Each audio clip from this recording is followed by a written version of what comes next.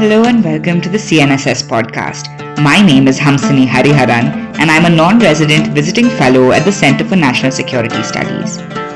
Our guest for today's episode is the Honorable Janelle Saffin, MP, the member for Lismore, Australia. Janelle is a distinguished expert and advocate with an extraordinary track record of engagement in Myanmar's political and development landscape. She has been a driving force in fostering deeper ties between Australia and Myanmar, particularly through her work in Parliament and international diplomacy. I'm going to name some of her projects here. Janelle founded and chaired the Australia-Myanmar Parliament Group, is patron of the Australia-Myanmar University Constitutional Democracy Project, and was a founding patron of the Australia-Myanmar Chamber of Commerce. She has worked with many Myanmar organizations, including the ethnic nationalities organizations, faith-based groups, and political parties. As Myanmar advisor, she accompanied Australian dignitaries including the Honourable Kevin Rudd, the Honourable Bill Shorten, and also the Honourable Gareth Evans to Myanmar on high-level visits. She also led an Australian women's leaders delegation to Myanmar. Today, Janelle continues her work in Myanmar, advising on legal, constitutional, and political matters, and her efforts remain a vital part of the international community's engagement with Myanmar.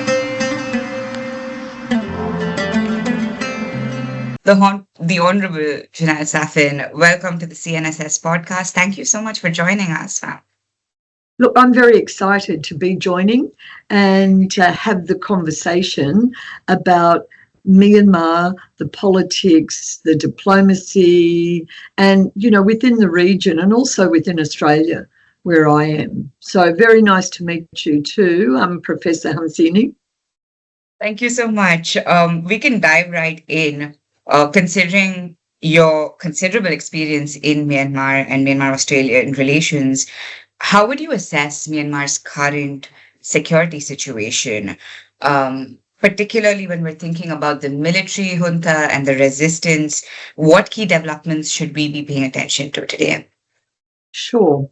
Well, any government or anyone who says they're a government tries to govern, their first responsibility is for the security of their people. And SAC, the upper echelons of the Tatmadaw, they've failed on that very primary responsibility that any governing body has.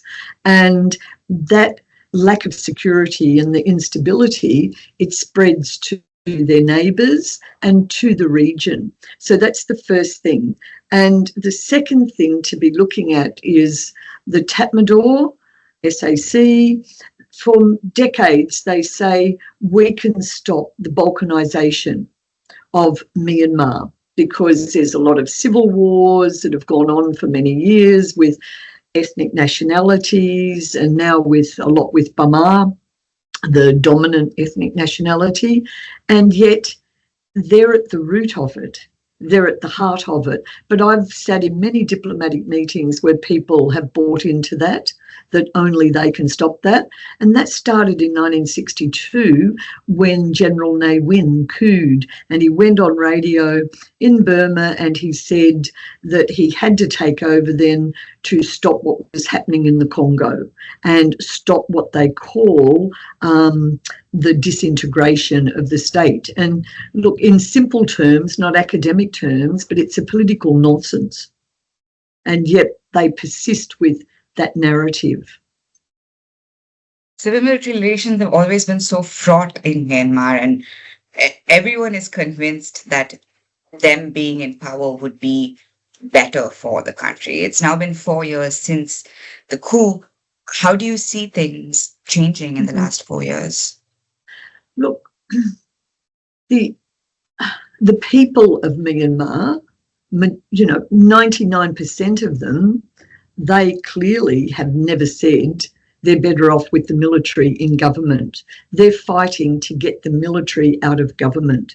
And a lot of the political actors see a rightful place for a military because people have defence forces worldwide, except maybe Costa Rica, but in a few places, but they exist everywhere. So they just want the military out of government. not necessarily out of the governing structures of the country, and they want a military that not under civilian command, but under some sort of civilian oversight and control, like in, neighbouring democratic countries. And look, a few things that could happen. One, the military, SAC Min Aung Hlaing, who heads it up, he could do a unilateral ceasefire. He could show some leadership. He could do a unilateral ceasefire. He could say he wants to talk with no conditions. And the best opportunity for him to do that, I suggest, would be now. Also, come to the table to work out an exit. People always talk about an exit strategy, and I often say to interlocutors when they're going into the country or going to talk to, if it is SAC or the military, you have to find an entry strategy before you find an exit strategy.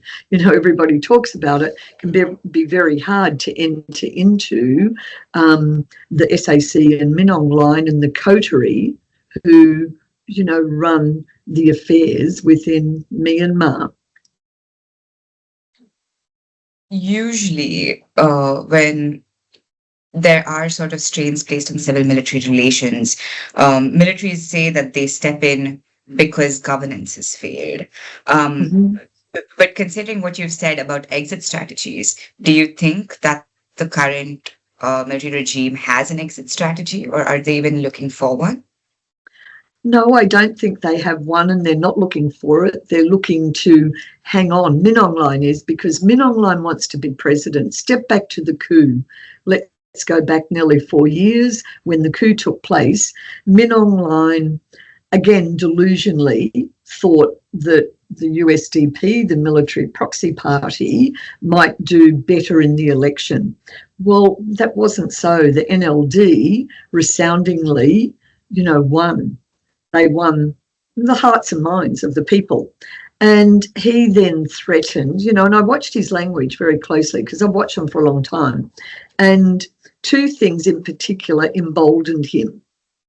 The West turned on Suu Kyi to do with the Rohingya issue, wrongly turned on her, and that was clearly the military and Min Aung Hlaing, carrying out events in Rakhine State against the Rohingya. And so the West turned, and then he watched Donald Trump's language about how the people stole the election. The election was stolen from him. And I watched Min Aung Hlaing's language. It was exactly the same. It was identical. It was in Burmese, but identical. So those two things. And then he thought, well, I don't need Aung San Suu Kyi anymore. And I'm watching what happens in democratic countries, the US, and that emboldened him to effect the coup. In normal coups, no coup's normal, but in normal coups, it's usually business as usual, comes back pretty quickly. And that's what he expected, again, delusionally, because he doesn't have a lot of insight into really how the people think. And of course, we're 4 years later and the revolution's still going on. So it's really up to a lot of people who can interact either directly or indirectly with Min Aung Hlaing to be giving him messages. It's time to do things differently. It's time to change. Now, look, he's obviously friendly with Russia, and I see Russia early next year is about to build a church in Yangon. And, I'm watching the developments there, and I think President Putin doesn't have a lot of friends, quite a few from rogue states. I do and I want to caveat this, I do understand historically the relationship with India and Russia because of partition and all the things that happened there. So I understand that. And the Prime Minister Modi obviously can have good access to President Putin, and I think would be able to use that in some ways, if he were able to. But Min Aung Hlaing doesn't have many friends. Even China is very wary of Min Aung Hlaing and the SAC. They actually preferred the stability and the consistency of the NLD and Aung San Suu Kyi.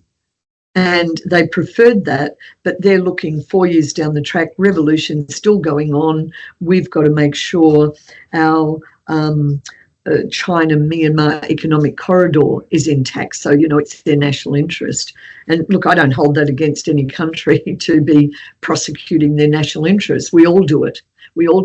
But some countries who have more of a democratic heartbeat will sort of act beyond that very base national interest. But that's how I'm watching, happening with China.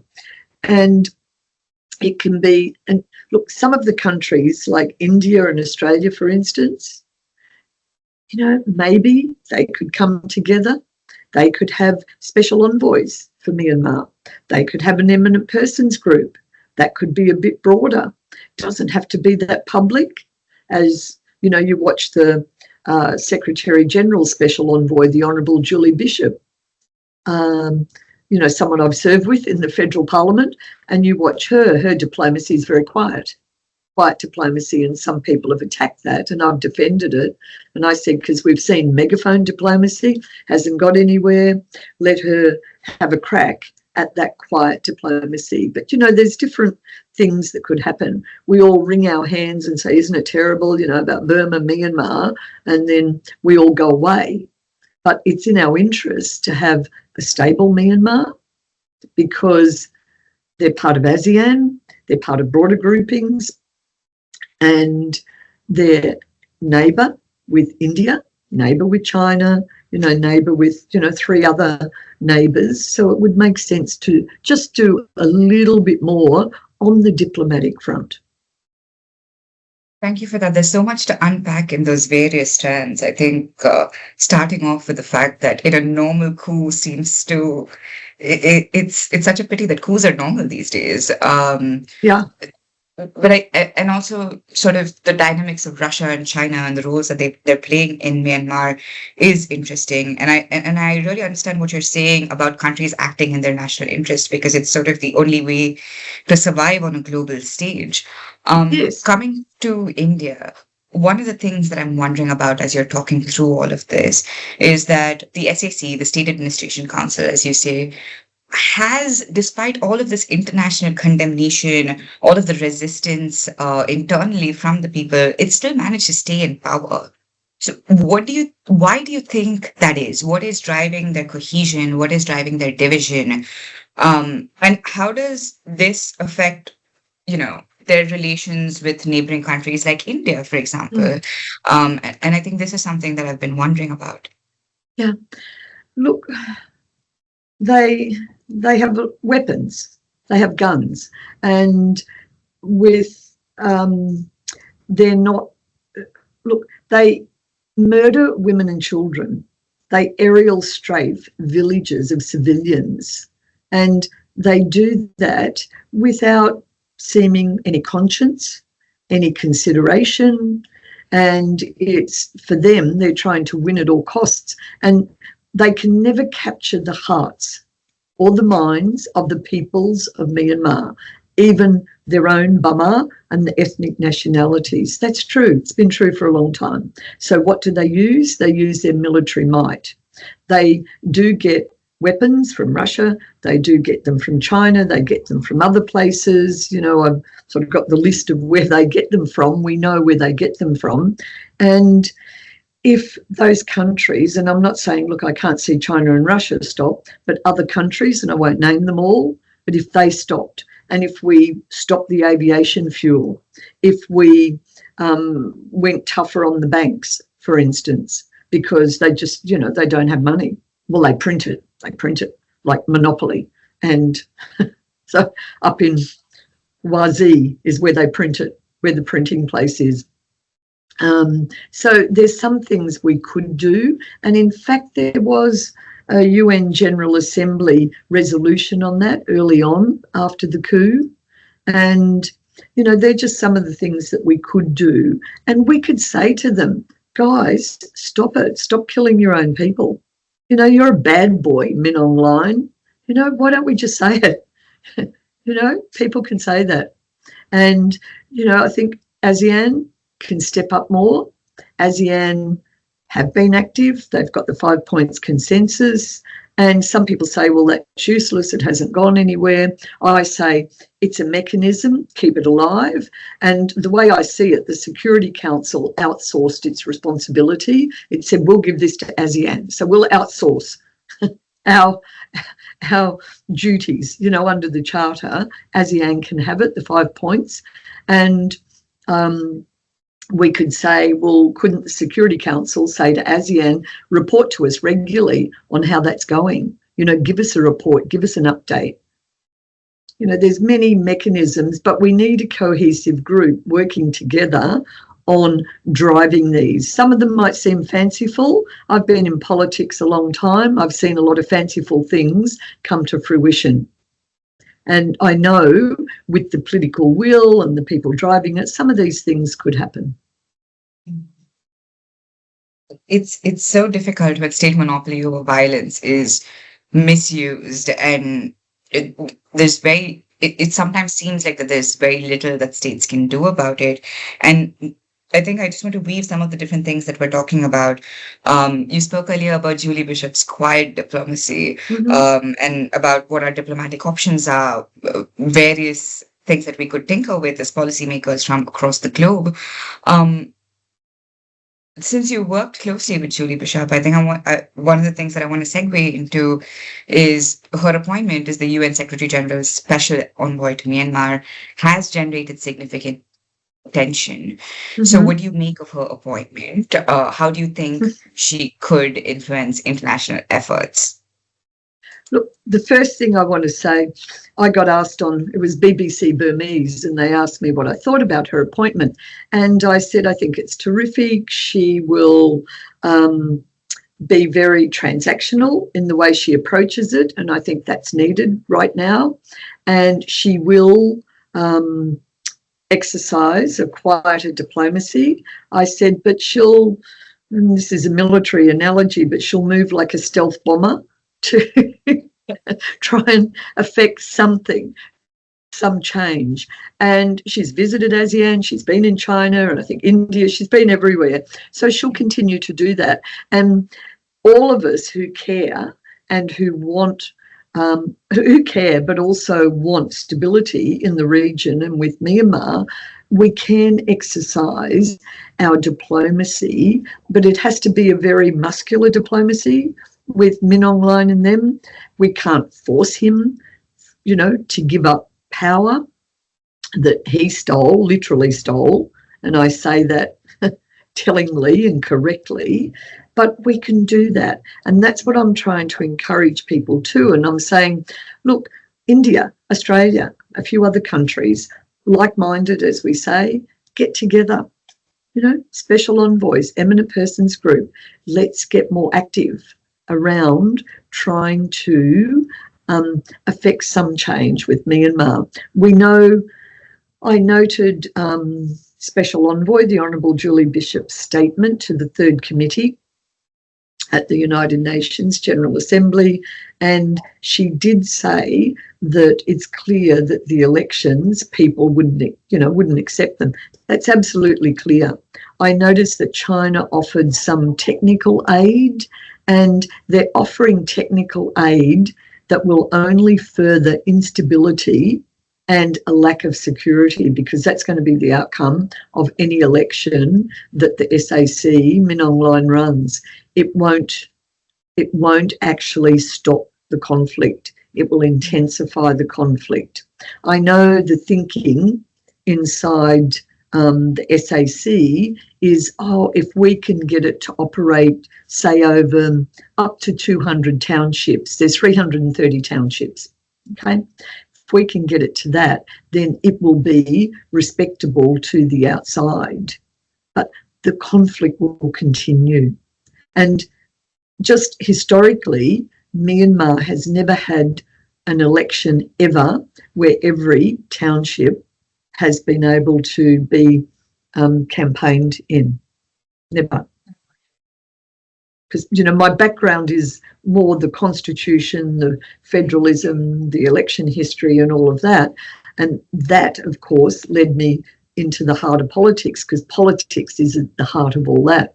And I've written on this and lectured that a constitutional settlement is required, but that needs a political pact for that to happen. And the political pact is something I've watched that's formed with the NUG, the CSOs, and some of the ethnic nationalities actors. They've said clearly, we want the military government gone. I say that's inside Burma. Outside of Burma, that means a civilian government. And we want a federal democratic system. They say bottom up because they don't want it top down. Often inside Burma, and some commentators will say, oh, well, you know, it was a little bit federal, and that's nonsense too. And it was just totally centralised. So these are some of the long-standing issues. Inside Burma as well, for decades, the fault line was federalism. So there were those who desired it strongly, and particularly the ethnic nationalities, and those who detested it, and ethnic nationalities seeing it as a conciliatory, political mechanism, and the military and even some of the Burma, you know, political actors seeing it as destroying the unity in Burma. There's now, you know, that thinking's changed somewhat over the years, and people see that, you know, a federal democratic system is a way of dealing with identity issues, land issues, resource issues, and sharing, you know, divide and share power. And sometimes I know that some of the actors look to India and look at India's federal system, and we often have the conversation, you know, do we want one with fiscal equalisation, or do we want one or not, you know, when we deal with the resources and things like that. So, you know, I know I'm sort of roaming over a lot of issues, but these are the issues that are at the heart of a lot of the conflict over how many years now? I'm just trying to think, since 49, so 75 years. Since 1949, when the KNU, but it had a different name then, but the Karen National Union, they marched on Prome Road, which is into Rangoon, and nearly got there. I think it's very difficult to sort of break this conflict down without sort of roaming over it, as you say, because it's got so many disparate parts that are also, they have their own relationships with each other. And I think the conversation about federalism is something that we're very familiar with in India. And it's also a lot of times a question of how much power do we want to devolve? How much power do we want to go to people at the grassroots? And so it's very difficult to have those conversations, particularly, I think, for newer democracies where democratic institutions are unfamiliar, possibly. I don't know how to solve it. It's such a wicked problem, I think we'd call it in policy. One of the things that I'm wondering is, we've talked about sort of like diplomatic options that South and Southeast Asian countries or countries across the world can exercise with Myanmar. One of the things that you'd mentioned was special envoys, working groups, things like that. Are these demands that the people of Myanmar want? Are they, would this help in sort of mitigating the conflict? Would it make it worse? So from India, are there particular expectations? Look, it would help. And the people inside have made clarion calls for help. And often they'll call for UN intervention. And I say that's not going to happen. So have to have realistic calls, but they can help and ask neighbours to help. They have asked India to help. They have asked Australia. They have asked Japan. They have asked other countries, ASEAN. So clearly it would help. They do want people to help. They don't see it as interference. And also, they say if they do get a settlement, you know, when it comes, they would also like some international monitoring, but invited monitoring, not enforced monitoring. So these are some of the conversations that are going around. And it would be helpful to, and a lot of people are trying to help around the constitutional issues. There's many workshops, many interlocutors, people doing that. But until everyone's around the table, back in Burma, it will be hard to work out exactly what sort of federal system, but there are lots of conversations, and there's also a huge amount of constitutional capital that all of these actors have worked on over many, many years, what it would look like. I think they've examined India, Germany, the US, Australia, Switzerland. They've looked at all the various models around the world and thought, well, how would this sort of suit us here? And some people say bottom up. I said that I get it because I know exactly where that comes from, the thinking. Very difficult when you're starting where you are. You're not creating it. Like in Australia, we had states, and the states created the federal government. So it started from the bottom up, and it took 10 years. The constitutional conventions that went on for 10 years, to do that.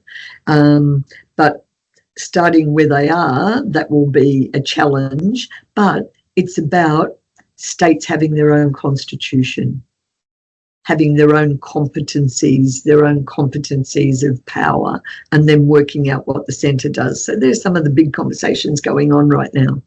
But Min Aung Hlaing and his coterie, obviously, and not having those. They do talk about changing the system to proportional representation instead of first past the post, but it will, I've looked at, what they're looking at doing, and it would really consolidate a USDP vote, the military proxy party, and bring some ethnic nationalities parties in, but not the main actors. So it still wouldn't change it too much.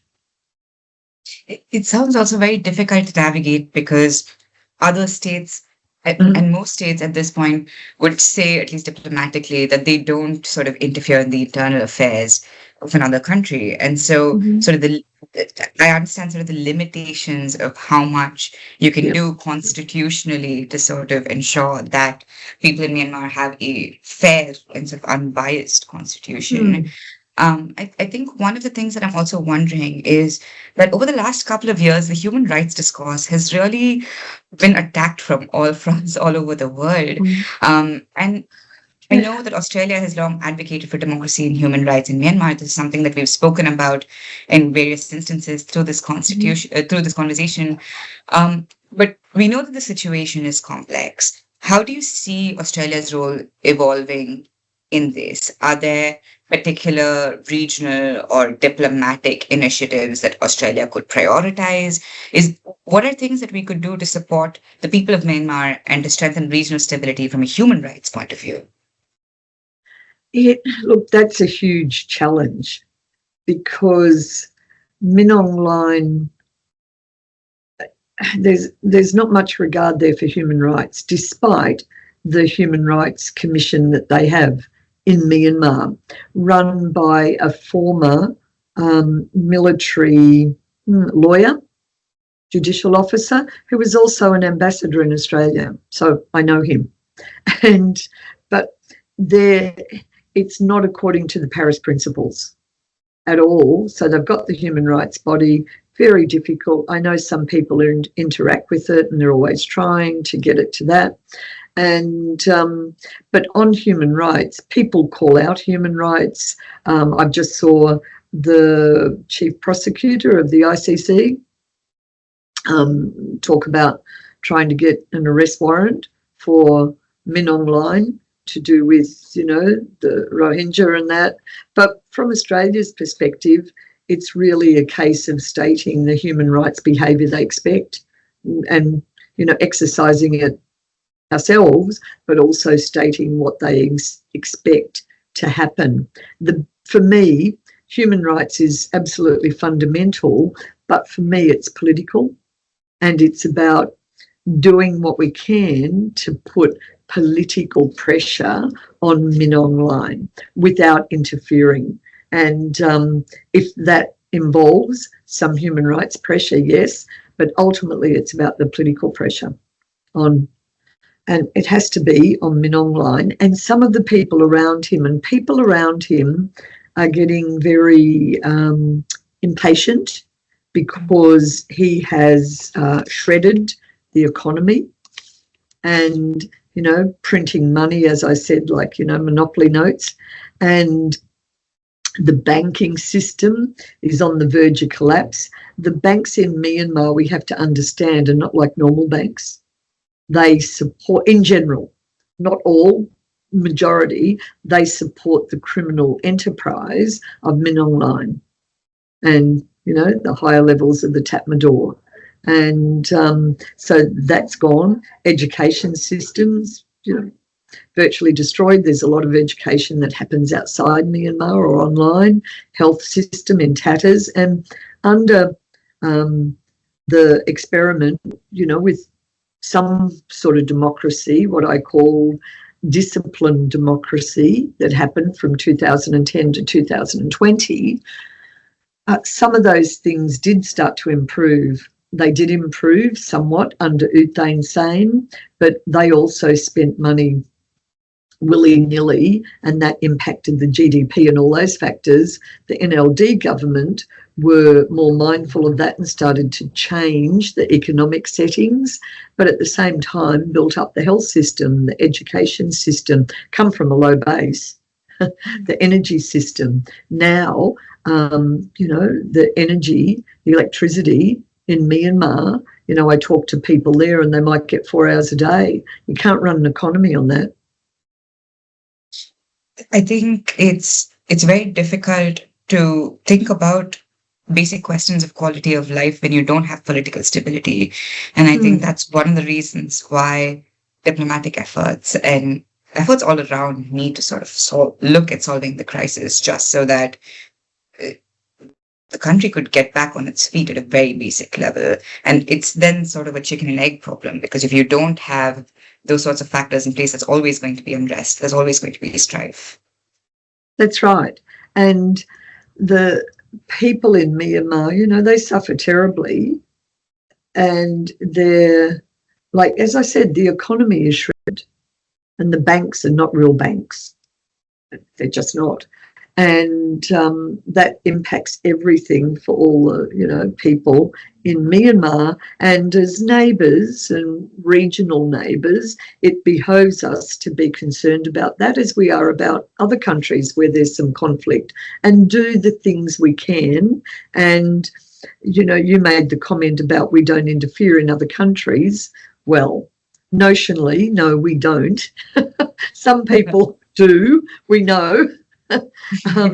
But when we're talking about what we can do diplomatically, there's a lot we could do and we haven't done it yet. So that's why I'm saying we should do more on the diplomatic front and sustain it. So it has to be strategic and it has to be sustained, and it has to be like-minded, in a room, working together. What can we do? Try this, try that. That doesn't work. Let's try this. Continue to do that.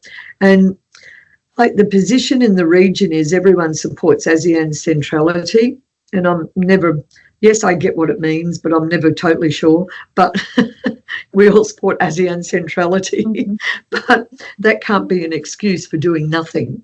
And it can't be an excuse to hark back to the constructive engagement days of ASEAN. And it was the late Dr. Surin Pitsuwan, who became the Secretary General, who introduced that flexible engagement. And, we've watched ASEAN do that more flexible engagement over the years. So, these are the things that we have to always be mindful of. And when Myanmar, when Myanmar wants something, well, we can also say, well, these are our expectations. We do that as neighbours. We do that as international citizens. We do that in families. We expect certain behaviours and certain things. So we can state what they are. And going back to human rights, we can state very clearly the behaviours we expect. When children are murdered, when children are put in prison, when women are put in prison, when they're raped as a weapon of war, and not just women in Myanmar. And things like that, we can say, you're not a good citizen. How about lifting your game, mate? As I said in one interview, it's time to tap Min Aung Hlaing on the shoulder. I know I talk a lot about him. He's the focus, and I think a lot of attention has to go to him because he also has the power to change things. Mm. And I often think, I do understand some of their thinking, the military, and those who it's rather insular and isolationist, and has been for a long time.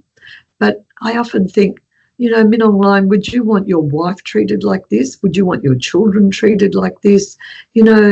Just think about it, because you have that responsibility and duty to your citizens. I'm sorry, I'm just absorbing the heaviness of what you said. And I think that's sort of a good note, not a good note, but it's a note that I think I want to leave our listeners with. One last question that I have, and this is very general, but for people who are new to Myanmar or very unfamiliar with what's happening, do you have any resources or suggestions about where they can start to understand the conflict or the constitution or any of the things that you worked on extensively? There's many websites, but look, a couple of things. One, International Crisis Group, you can have a look on their website and see some materials there. I don't always agree with them, by the way, but there's some good basic facts you can find there. And also there's a huge library. There's actually multiple resources in India in the libraries, because remember India, the Great East India Company, the East India Company, which was the Brits, colonised India and then colonised, Burma. There's huge resources in India, in the library in London, the Australian Library, Canberra, the National Library, many resources. You can look online, US Congress, but I know India does have a lot of resources. And I know, in India, like you run into people, every third person is related to someone from Myanmar, given the history. The history. So, just start with looking at that. But look, a country that was colonised by the Brits, and I always say, to my British friends, very close friends, you've got an obligation still. All these years down the track, 76 years later, you've got an obligation. We're talking about, and I've been driving, well, when changes do come, Myanmar will need to do some reconstruction. And I say set up a reconstruction authority. It can be totally federalised. It can be everyone can run their own body. And I always say, ask the Brits and like-minded countries to support it, because there's going to need to be a lot of rebuilding. But for Myanmar, if people know anything about Myanmar, a lot of them know things about the lady, as they call her, Daw Aung San Suu Kyi, and who went to school in India as well. And her mother was the ambassador there. So they do know, sometimes they say to me, yes, I know that lady, because they can't pronounce her name. And I just say Daw Suu. And so it's, and she's in jail. She shouldn't be in jail. I think that, I hope that more people after the episode will go and do their own reading and their own research in all of these public libraries and resources that are freely available on the internet. And on that note, thank you so much, Ms. Saffin, for joining us today and really breaking down the conflict in such a crisp and precise manner. Look, I hope so, because I felt, there was just so much in it, but I'm trying to tell a bit of a story and leave some hope, because I can remember when I was younger, I saw the Berlin Wall fall. I saw apartheid end in South Africa. I've seen other conflicts end. And even though we've got a lot of conflict, we've got less now than ever before. And this can end in Myanmar too. So thank you, Professor Hamsini and the Institute for hosting these podcasts. Thank you so much. Kiran, we can stop recording. Sure. All right. But yes, Kiran is on the CNSS admin team, so he is in charge of making sure that all of this comes out well. But that was very comprehensive and heavy now that I think about it. Thank you. Sorry, I was so heavy. Yeah, but it's so many things. I don't know how we can cover them in 45 minutes. So, yeah.